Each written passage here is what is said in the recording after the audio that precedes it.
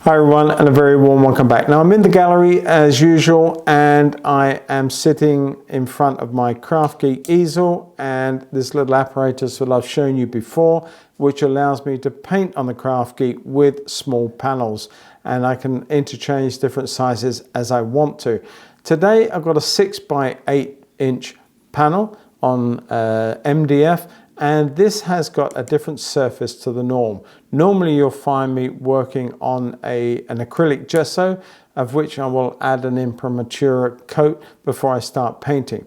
This will also have a coat of imprimatura, in other words a umber and a burnt sienna mix that will go on here before I actually commence the painting itself. However, let me tell you about this, because I used to do an awful lot of plein air panels with the old recipes of gesso, not the acrylic modern easy to use gessos that you can buy off the shelf. This is employing the softening of rabbit skin glue, which is merely, I think, old bits of leather, nothing more sinister than that these days.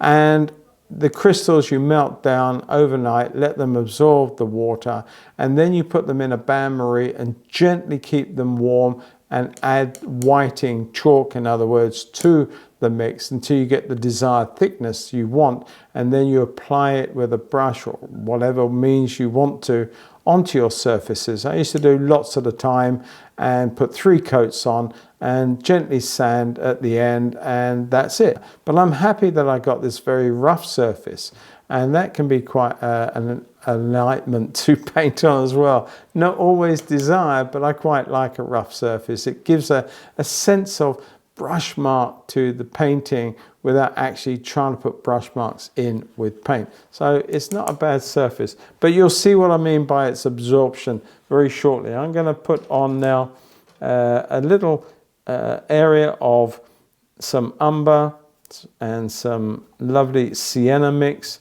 quite weak, more fluidic, so I can get this coated off.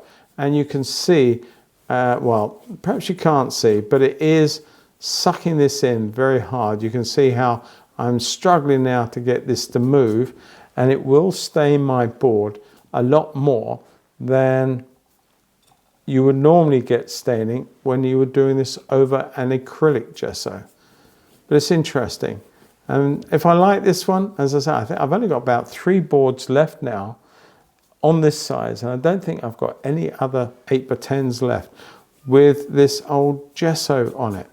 I've still got all the glue, and I've still got the whiting. I've still got a big pack of whiting to add to that if I want to carry on doing that. You never know, I might just do a little video showing how you mix all this up and you can create your own whiting recipe, as it were, and before I lose the recipe and before it gets forgotten. Really, it is old school, and not a lot of people can be bothered to go through the process of doing this, but it actually creates a wonderful surface. I'm just going to finish this off. It's taken a little bit more to cover, purely and simply because of the, as I said earlier, the absorbency of the surface, and nothing more than that. Just going to buff this off.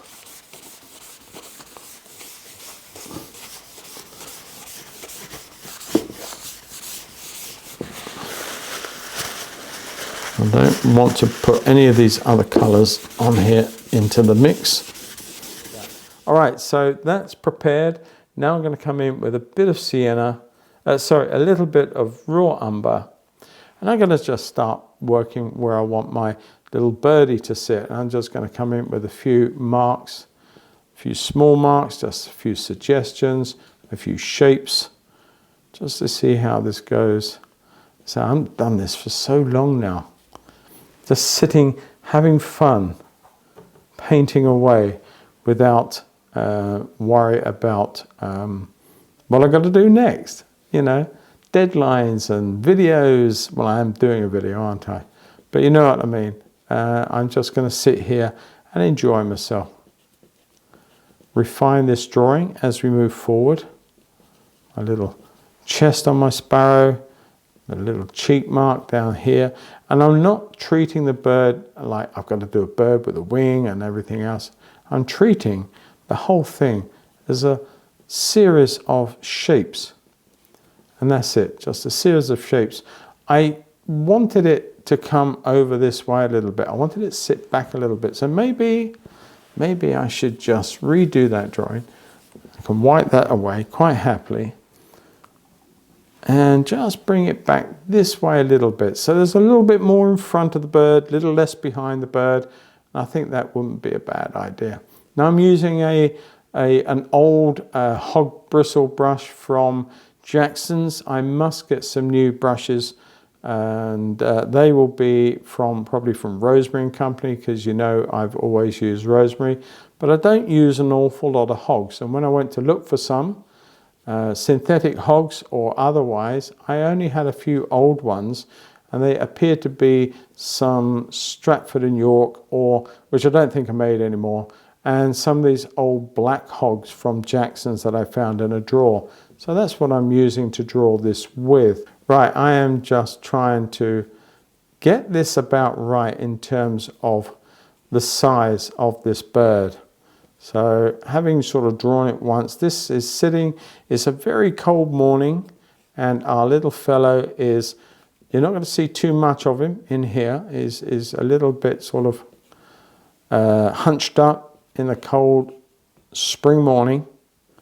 And I think that's way out there, so we're going to bring that across. I'm already shifting over here again. It's very, very frustrating. I haven't done this for a little while. So it's just a great exercise to get yourself back in. I'm not even going to try and draw the features right now. Let's get that outside shape knocked into place. I can't go too far this way because of the bird and the tail and getting everything where it wants it. That needs to come out a little bit there. And it's sort of a suck it and see situation. I'm altering my lines. I'm seeing where things need to go. And if they're not in the right place, then I'll make a decision to change that. So that's what's happening with this right now. Fingers or piece of rag. Probably rag is good for you long term. Using your fingers too much, well, I don't know. Lots of people have lots of arguments over the quality of paint in terms of your health, handling it. Now, it's not so much the paint unless you are dealing with a lot of cadmiums. Yes, I do, if you're wondering. But at the same time, it's more about the solvents that you use and things like that, and the mediums. It's not necessarily, you know, the paint that you use in terms of painting in oil or painting in acrylic or any other medium is the same pigment. It doesn't change because the medium changes. It changes because of the carrier to that medium. In other words, oil is normally bathed in linseed oil or something similar to that.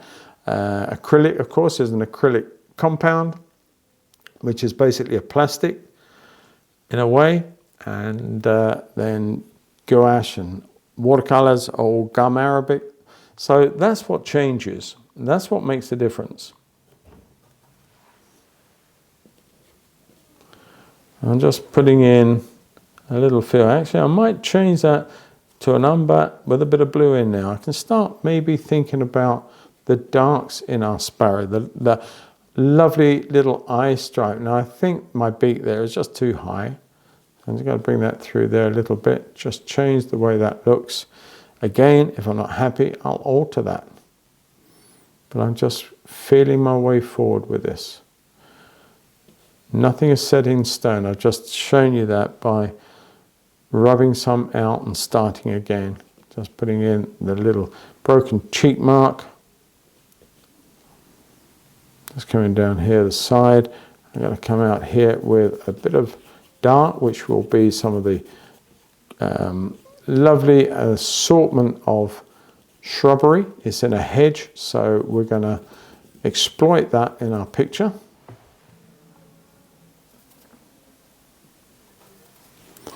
And I'm going to use counter change to isolate the bird's head, and I will then come back in and put some more information in to start adding detail when I'm ready to do so. I'm not there yet.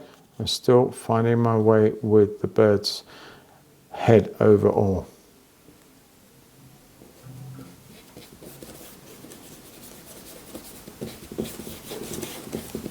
And this is a great way of learning to draw and to look at form and shape, and also not to think so much of a bird, but moreover thinking of them as shapes.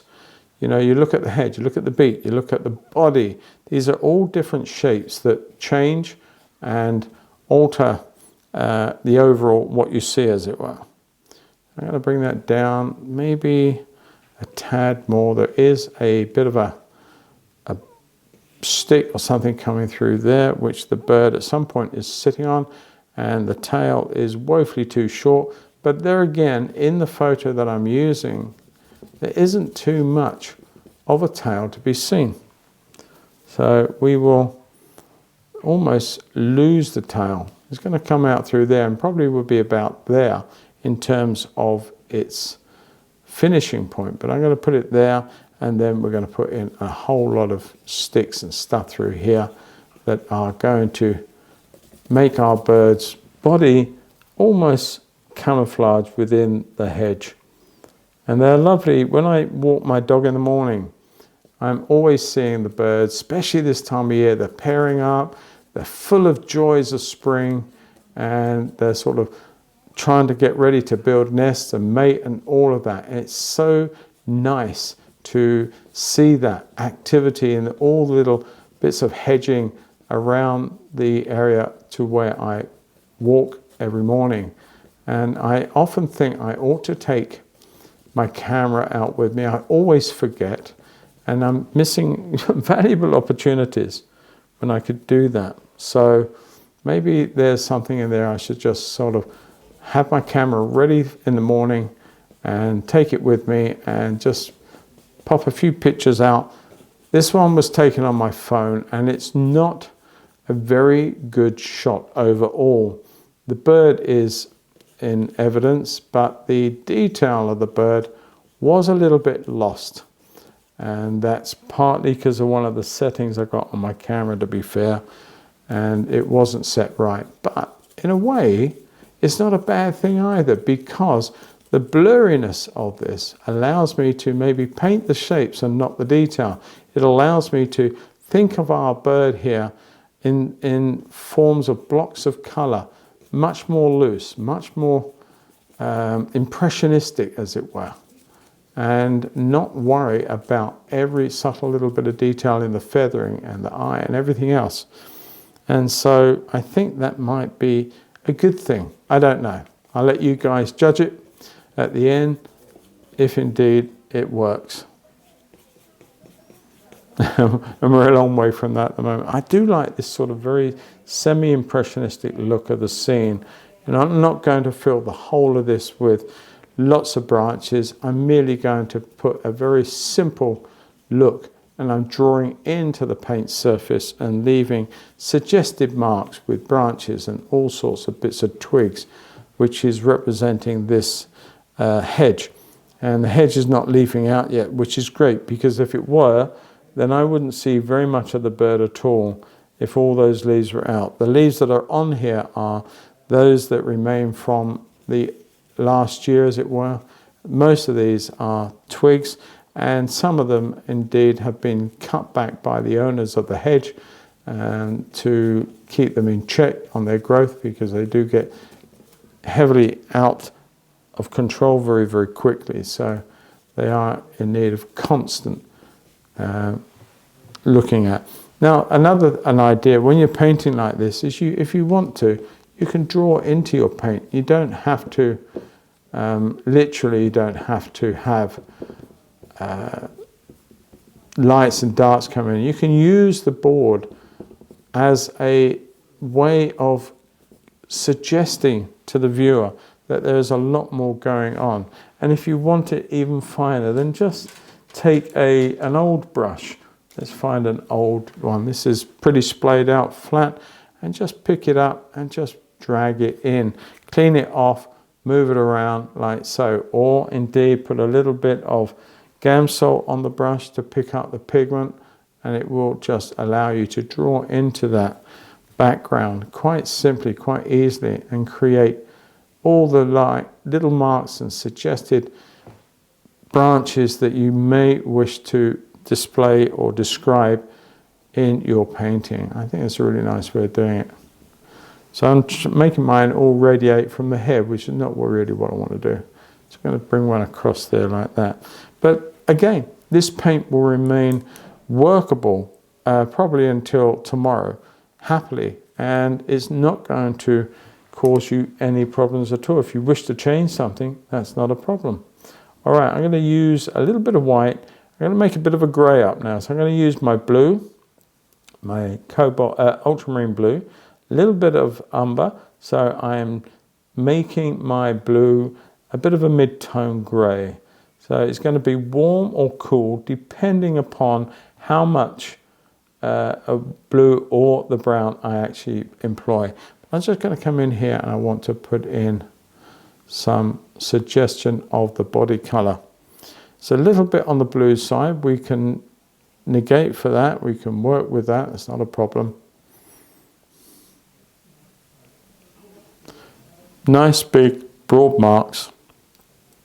And it's a little bit distracting. I'm going to put the reference photo up for you, but there's a little wedge shape here, and I thought, well, what is that? But I think it's a little twig that he's got pushed into his chest a little bit, causing probably a little bit discomfort, I don't know. But yeah, anyway, that's what that is. I couldn't work it out for a little while.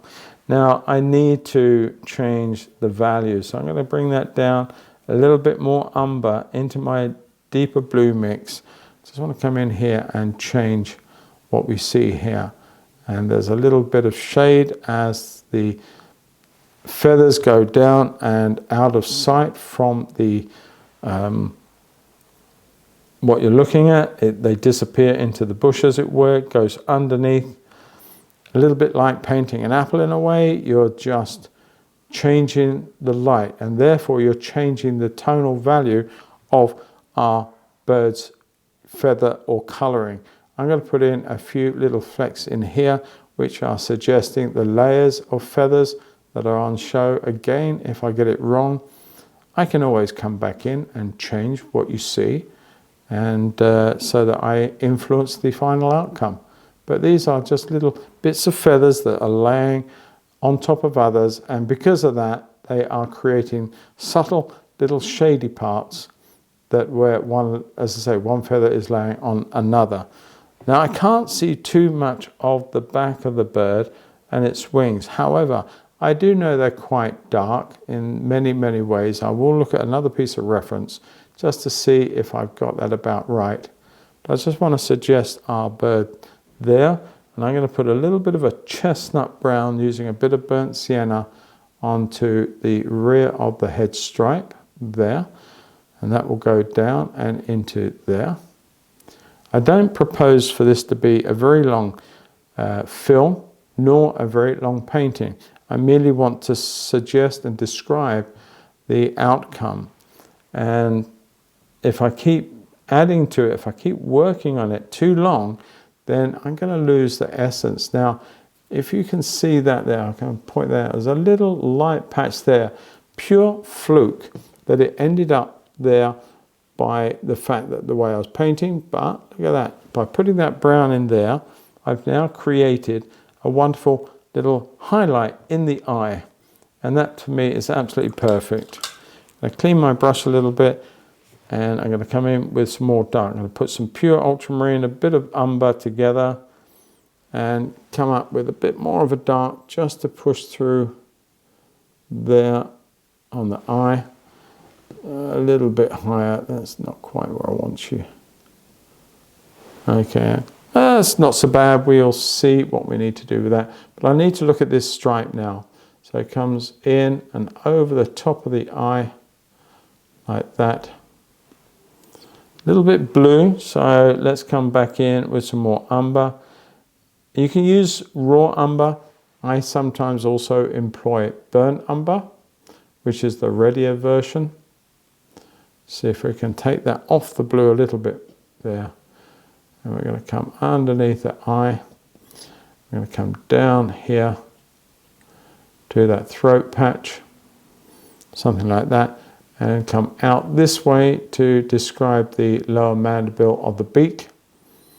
And then I'm going to have a few marks in here, nothing too serious, just suggesting some of the plumage in that wing, and that sort of comes through here. And there's a nice white stripe there, but we're just playing around with the shapes and the forms, and hopefully this is starting to look a little bit, yeah, just a little bit like a sparrow. I love painting sparrows, much neglected bird in terms of art. Often in England, birders will call these LBJs, and that stands for little brown jobby, which I find is so unfair. They're lovely birds. They really are. Right, well, that's the start to it anyway. I'm going to clean that brush. I may just come down to a smaller brush in a moment or two, but let's just see what I can do with a little bit of little grey area here just above the head, just to put that in and suggest that coming back there. And that lovely stripe, almost just about see it coming down to the back there on the bird. And it gets a little bit lighter on the very top, but we will make that like that, I think.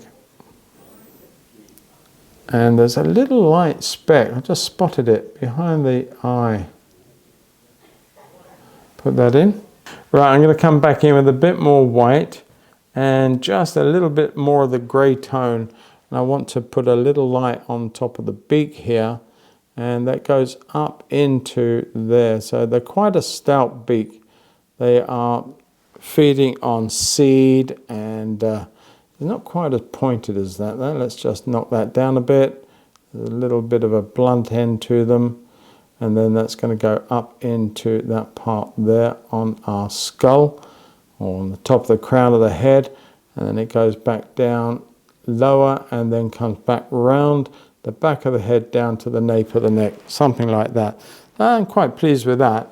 And I'm going to come in this way. There's a definite shape there around that part, which makes the beak look longer, which is fine. And then we've got that little bit underneath there. I'm going to refine that in a moment, but it just gives a bit of an indication where we want to go with that. And I need to change the shape of this to come down across here a little lower and down that way a little bit more, just in front of the eye, and it goes over the top of the eye and a little up there,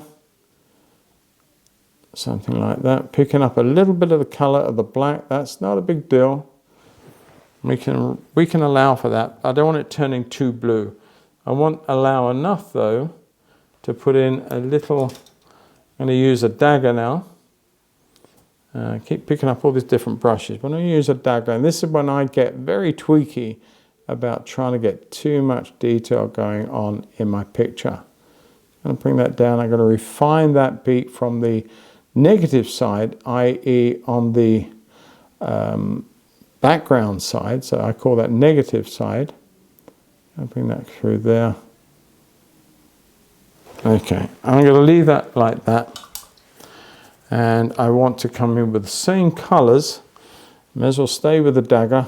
We're going to shape up underneath here very quickly, putting that little value in there. I need to put a bit more dark, so let's come in, let's wipe that back just enough, come in a little lower, and that comes down that way to there and to the cheek patch.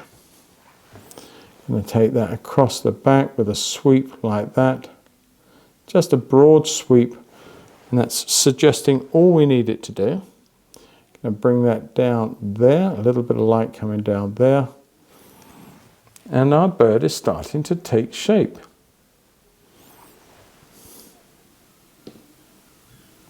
Now I'm going to have to probably stop this painting at some point soon, because reluctantly I will say, and I may have to come back to it, because this is the thing about running a gallery.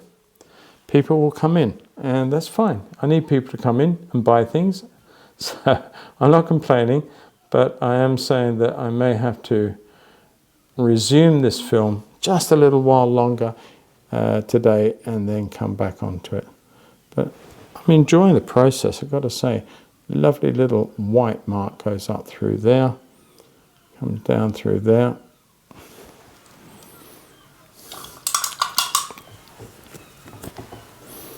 And make that a little whiter. I'm going to put a bit of pure titanium white into that mix now. See where that takes us. And that will run up there. Now my paint is sliding a little bit because it's on a very thin coat. And I'm putting a little fattier. I'm trying to put a little more paint on instead of thinner, as it were. So it's sort of skidding around a little bit, but hey, it's not a big deal. That's where I want it to be, and I want to come in now and put that little bit of light on the top mandible and over the top of the head there to come down, something like that. All right, keep looking at that, keep working on the idea. I'm going to put a bit more light just to come down this side very quickly, and then to break up some of these little feathers in here. That's fine. Typical little fellow, typical little house sparrow. I need a bit of light, a little bit of pale light, a little bit of blue-white, just in that part of the eye. Like that. Now we've got the eye and it's glowing. It's got life in the eye. Whoopee, I like that idea. I'm going to put a bit of brown and a little bit of, so that's raw sienna and burnt sienna together to give me that nice little russet colour back in here. I'm going to bring it back into that blue a little bit to neutralise that blue. Not too much, it needs still to appear black. I'm going to bring that down here and to create that shape there. That's going to come down into there a little bit more, and then it gets cooler. Now it does get cooler, it gets a little bit bluer and whiter, but still predominantly a brown colour as we go over the back here to meet that little bit of back stripe there. I may look at that and do some more with that, not too sure. We'll see how we feel later on. Now I'm going to put in some of that white. And I'm just going to come in here and sort of give myself another area of light over the greys, just to suggest that some of these feathers are picking up a bit more light in one or two places to give a further suggestion of depth to our bird. And I just literally, I'm using a dagger and I'm putting it in, I'm squelching it down, and it doesn't matter, because this doesn't have to be wholly accurate. I would never suggest to anybody to get a pen and paper out and start counting feathers that they see. It's not about that. It really isn't about that. It is merely trying to suggest to you, the viewer, that I've got a lovely little sparrow here. I think I might just change a bit deeper on the body, giving a little bit more body. I think the head's quite big, but it appears big because of the way the bird is scrunched up in the morning cold. It's sort of starting to get its day together, as it were, but it is still trying to warm up from the overnight cold. It was quite a frosty morning in places, not severe, but enough to make me wear a thick coat and a hat to stay warm. And so, yeah, I'm quite happy at that. And a few lighter feathers over the back, I'm going to just scribble those through just to suggest that there is more information. But we're going to drag a few branches across that information too, so it doesn't matter that you don't see everything there. I'm going to come in with a bit of umber And I'm just going to drag that through to suggest a bit of tail through there. Again, you're not going to see too much, so please don't worry too much about any of that. Put a bit more dark down here, suggesting where that's going down and out of view. And then almost, I'm just scribbling into the surface. The tails there, just about make that out in there. A little bit of tail, a little bit of dark feather running off there, maybe a bit warmer. And I think this is where the burnt umber can work over the blue, but that's fine. But now we can start bringing in some of these other shapes and forms and build up some of this background. We can bring some through here like this, something like that. This is only a quick study, and I will work out from the film. I haven't taken a note of the time it's taken me to paint this, but I am just going to see if I can work out roughly how much this, or how much time this little painting has taken to make. And I want to come in and play around with some of this background lights and darks, and they're twigs, nothing more.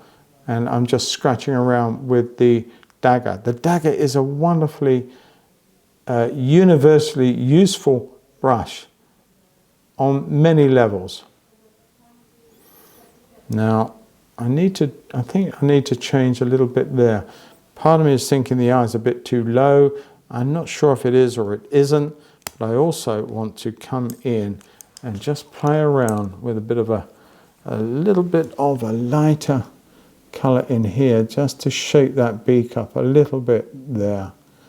And I don't know if that sienna was the right call, but let's come back in with a bit of grungy dark in there. I just want to use that background just to really shape up the top mandible and shape the front of the beak there, coming back into the bib, and then down there and a little bit on top. I'm talking to myself, but I know what I'm trying to get to. Trying to put that shape into there without diminishing the whole thing and having to start again. Something like that.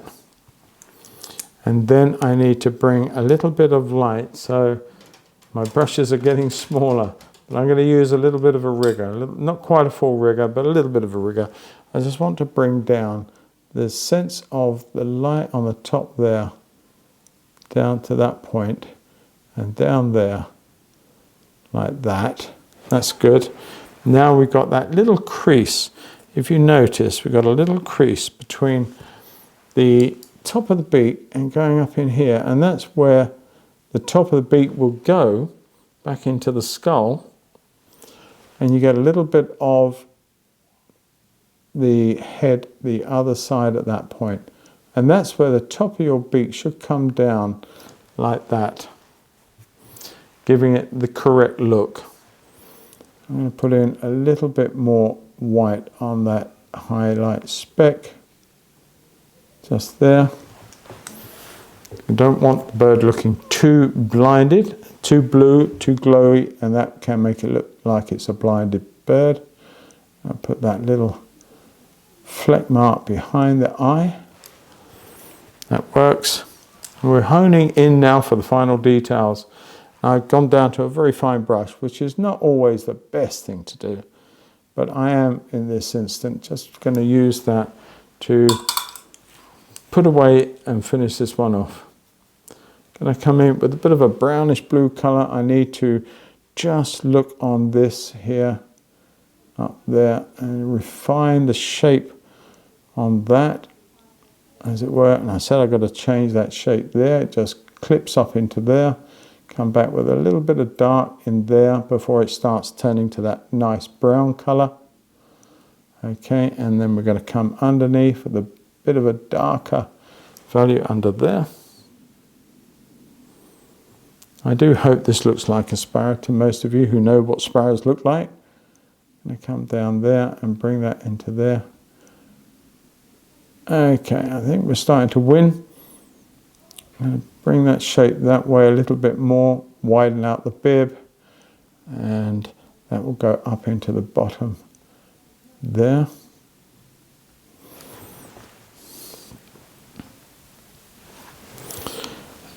Bring this out a little sooner and down.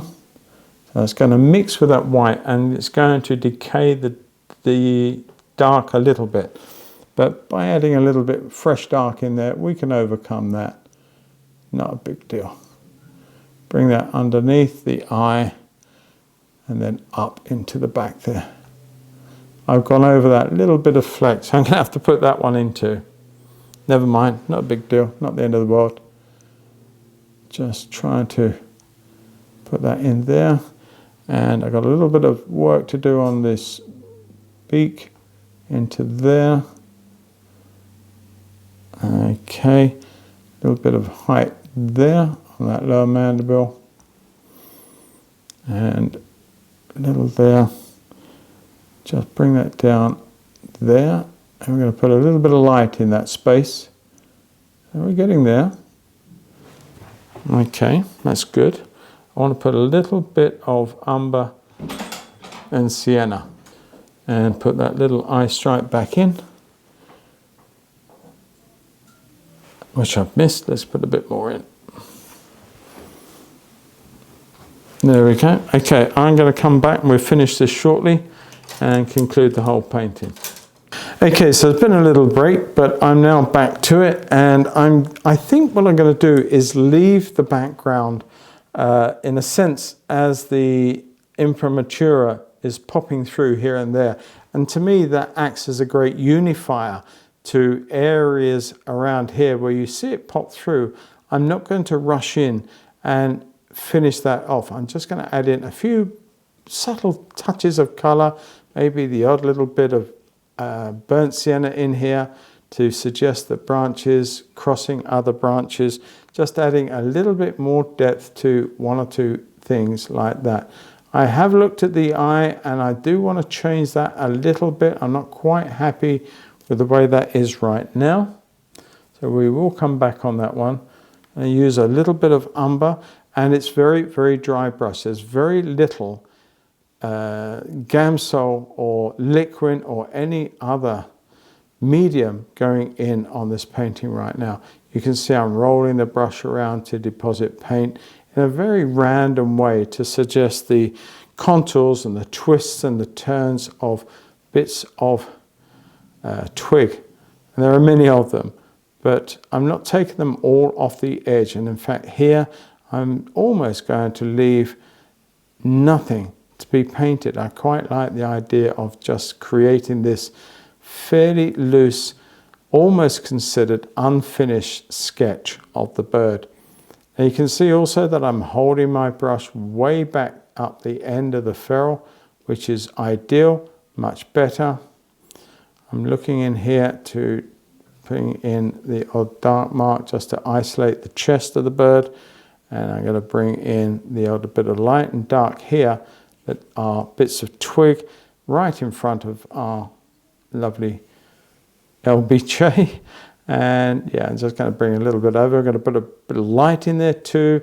Maybe I'm going to bring in the odd little bit of leaf. Not very much green in that leaf. I'm not going to put a big heavy lump of green paint in there. Just merely a suggestion.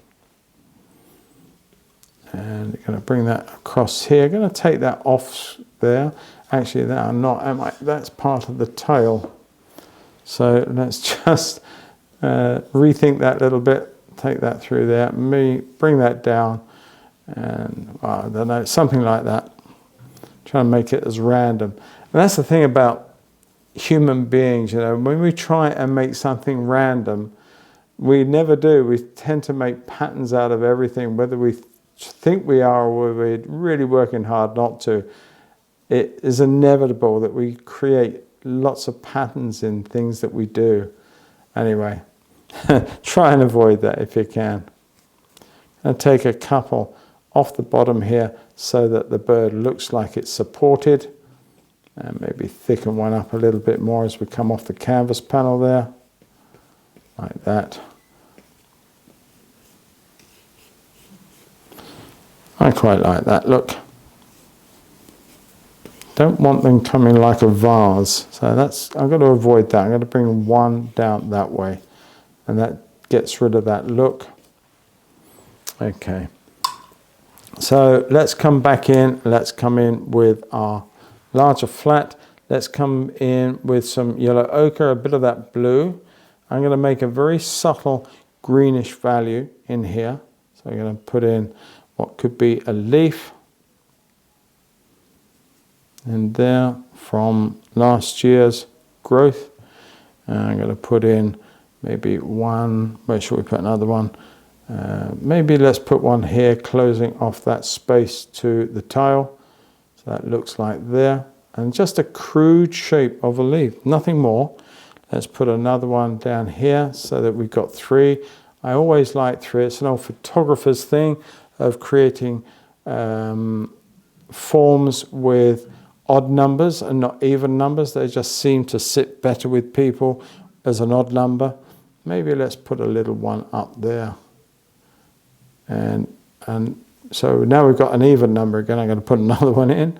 I'm going to bring that maybe that way a little bit. So there's a couple of leaves just hanging on to their former glory. And now I'm going to put in a bit of light to some of these. A little bit of light to that one. And a little bit, I think I'm going to put in some of my lovely cobalt teal with a bit of yellow ochre and a little bit of white. I don't want them loud, but I want to put a bit of a highlight to some of these leaves. Maybe a bit more than that. It's turning it a little greener, but at least it does look leaf-like. And I'm bringing a touch of red, more white to that mix. I'm going to bring in a bit of light. I'm going by small degrees.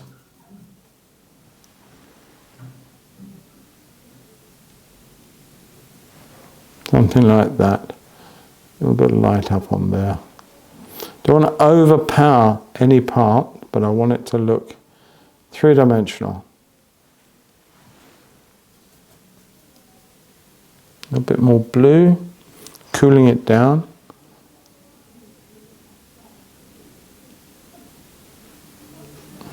Something like that.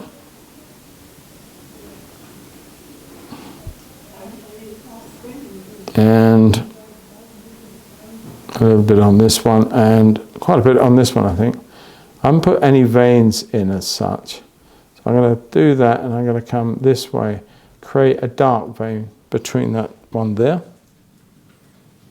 And maybe bring in a touch of the warm colour on this one, as though it's sort of dying back, losing its green colour. That's gone too much of the red.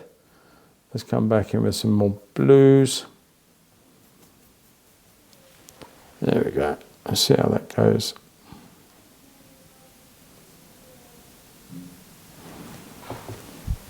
Just the odd little bit of winter foliage.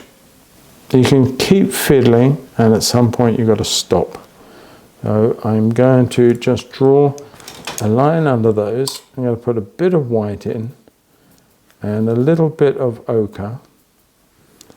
And I'm just going to quite literally draw in a bit of a vein through there and a visible vein through there with a bit of light on that side. Maybe the odd little suggestion of something that attaches it to the branch. And I think that one's definitely got a vein through there. And I'm going to bring that down and it attaches somewhere. A little bit of light on that. Let's go over there.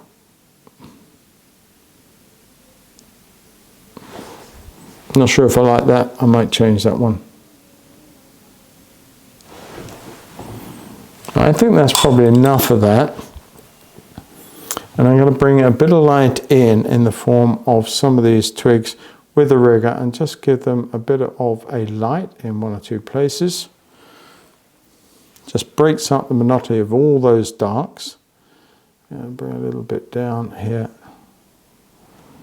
like that.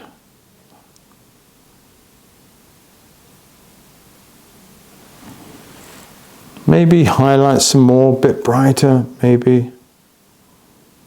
These are getting quite grey because they're picking up on the paint that's already there.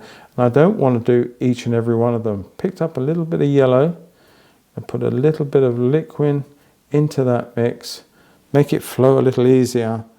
I'm just going to bring a bit more information into one or two of them. So it's becoming too much in a way. So I'm going to sort of try and limit how much more of that I do. I do want to bring a couple of pieces up here though, which are in evidence in the photo. I'm just going to bring that down and across there, and another little bit through there.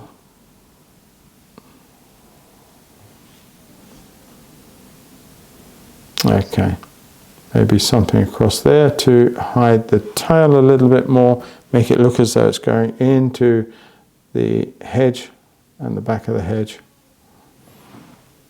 Okay, now I think that's looking a little bit too pretty in a way. So I need to change something.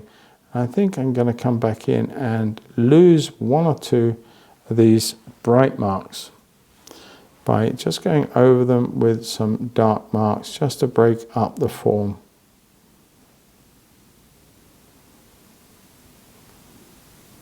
Bring some of them over through to there. Losing some of that and making it as though it is coming out from behind the bird. So let's just take some of these out there, that one through there. Looking a bit blue, if I have to be critical. So let's come in with a bit of umber, a little bit more umber than I first had.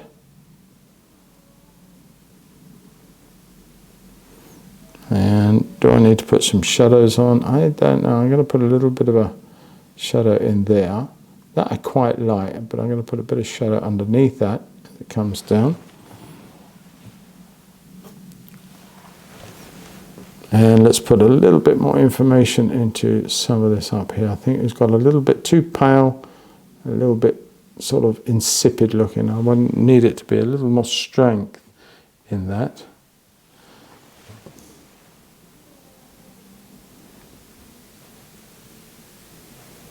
Trying to convey a little bit more of a higgledy-piggledy mishmash of intricate branches that obviously a hedge that is as thick as this has.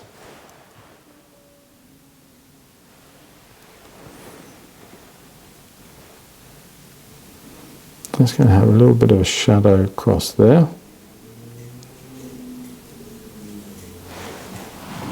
Not sure if I like that one at all. I may actually get rid of that leaf. It's just not doing it the way I want. So I'm going to come in there, take that up through there, and maybe bring that across there. And if there is a leaf there, you can barely see anything of it. I've pretty much annihilated the leaf. And I'm going to do a little bit more of annihilation on that one right now. And I want to have a bit more information. Keep seeing things, and the more you see, the more you're going to get a little bit too detailed in one way or another.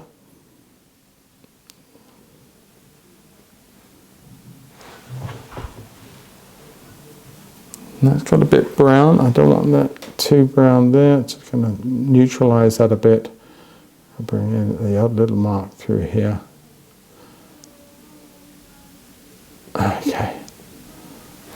Oh, we're pretty much there, I'm sure of it. All right, I did say I wanted to tweak the eye. So I'm just going to come in here and put in a little bit of dark there underneath the eye. Now I think we're about where we should be. There's a little bit of dark under there. You get that little bit of skin that you can see. If I don't like that, I can always come back in and play with that, having looked at it a little while.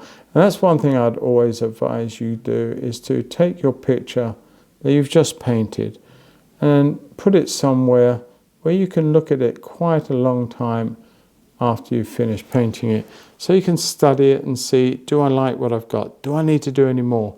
What else should I do? all these questions can come up and be answered with time, with just looking at it and saying, yeah, well, if I do that, this needs a little bit of work on it, say, and then you work on that, and you just carry on until you're happy with that outcome.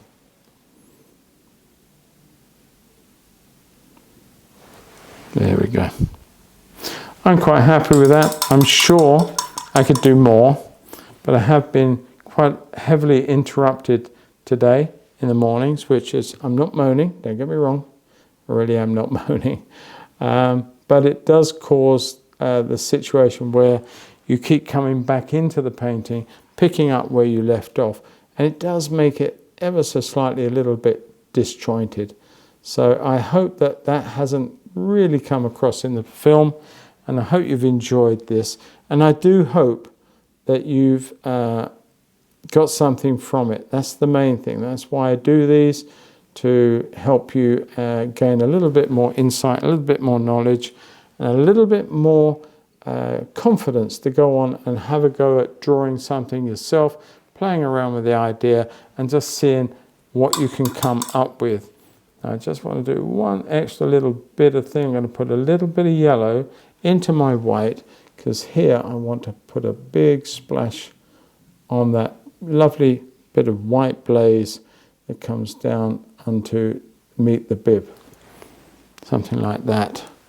I'm going to put the same idea with a little bit of yellow into my white. Gives me the strongest highlight I can down to there, and then just a little bit of the same treatment on the top of the head there as that goes back over the top. Just gives that a little bit extra shine. All right, while we're on it, let's just put a little bit in there, coming down to this side, and just bringing some of those splashes of light into these feathers as we come round to this part of the bib, like so, and a couple of them just coming through here where the feathers are kicking up a little bit, where our little bird is sitting, keeping warm.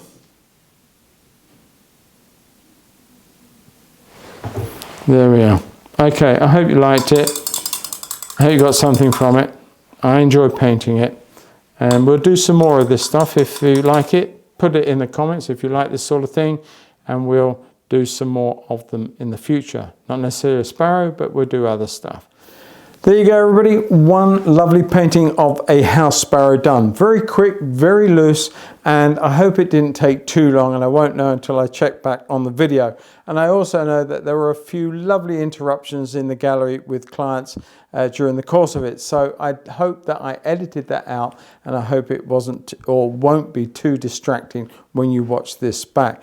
Now, if you have enjoyed this and you got any thoughts, then please put comments in below. They're always welcome.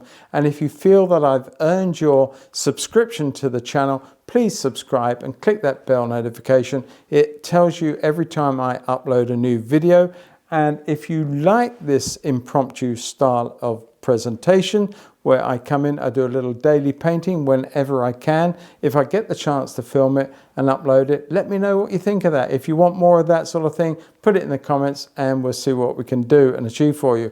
Now, on top of all of that, before I close off, if you want to help support the channel, you can either buy me a super chat, or indeed you can buy me a coffee. All the links to that are readily available underneath this video. And every penny that comes in from those sources go to help me make more free videos for you all to enjoy. So that would be awesome. That support is countless. It's fantastic. So thank you in advance for any of that.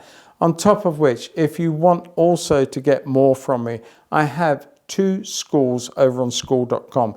I'll put the details here and I'll also link it underneath, but one of them is free and it's got all my back catalogue of ad-free content of YouTube videos that are being added to all the time, and you can watch each and every one of them free of charge without any ads involved. And at the same time, there is a great community of people like you learning to paint and draw, and you can ask questions of me and of each other. It really is a great place to be, and there is an ever-growing resource of information that's being added for you. On top of that, if you want even more, I have another school. It's a paid school. It's simply $15 a month, and for that you get a lot of full-length tutorials always being added to, and they are on both wildlife painting and also on landscape painting, on various different media, from oil, watercolor, gouache, casein, and the list goes on. But if you want to learn more and have more direct contact with me, that's the place to go. There is a great community there, and everyone is involved, and it's really is just so friendly, it's so nice. On top of that, there is a weekly 2-hour live stream that if you want to get involved with that, you're so welcome. You can paint along or just watch and paint along to the rerun, which is normally added up on the school a few days later after the Sunday evening live stream. So there's so much there. And honestly, for $15 a month, you get a lot of bang for your buck. So I'm there, and if you want to get more from me, that is the place to go, as I said. In the meantime, I'm going to get ready for doing another video. I've enjoyed this one, and let me know what you think of this and if you want more of this style of content. So catch you all in the next video. Stay safe, enjoy your painting. Catch you all very, very soon. Bye-bye for now. Bye-bye.